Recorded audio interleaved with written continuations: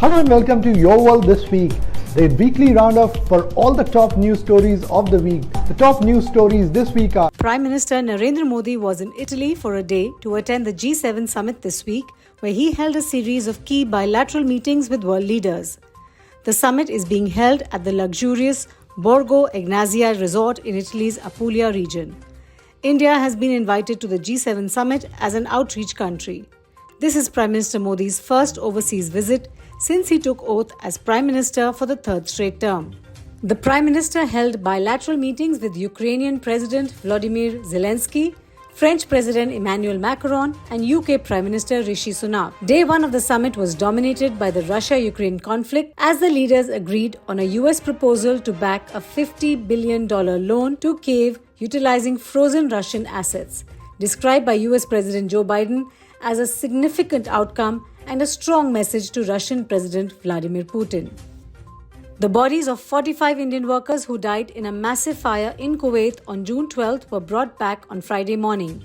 A special aircraft of the Indian Air Force landed in Kerala's Kochi and handed over 31 bodies of workers from 3 southern states. It then left for Delhi with the remaining 14 bodies. The victims include 23 people from Kerala, 7 from Tamil Nadu, 3 from Andhra Pradesh and Uttar Pradesh, 2 from Odisha, and 1 each from Bihar, Punjab, Karnataka, Maharashtra, West Bengal, Jharkhand and Haryana, said the Indian Embassy in Kuwait. The paperwork would have taken at least 10 days, but the authorities were quick about it due to the instructions from the Prime Minister, said Gonda MP Kirti Vardhan Singh, who had rushed to Kuwait soon after taking charge as junior minister in the foreign ministry. A massive fire erupted in a 6-storied building in the Mangaf city on Wednesday, killing at least 45 people. Out of the 176 Indian workers in the housing facility, 45 died and 33 are hospitalized. The rest are reportedly safe.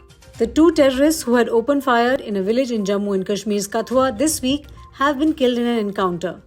A paramilitary soldier was also killed in action during the exchange of fire.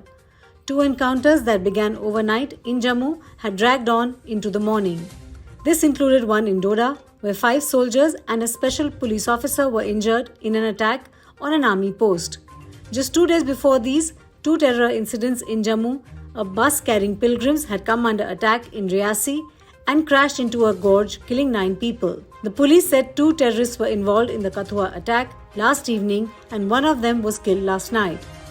The second terrorist, armed with the US-made M4 carbine assault rifle, was holed up in the forested region and was eliminated. Actor-singer Diljit Dosanjh is set to reach another milestone in his music career. The actor-singer, known for promoting Punjabi music worldwide, will be a guest on The Tonight Show starring Jimmy Fallon. Diljit on Wednesday took to his Instagram account and shared several pictures announcing the news. Diljit has a history of breaking records. In April, he became the first Punjabi artist to perform at Vancouver's BC Place Stadium during his Dil Luminati tour. Recently, Diljit appeared in Imtiaz Ali's musical biopic Amar Singh Chamkila alongside Pariniti Chopra.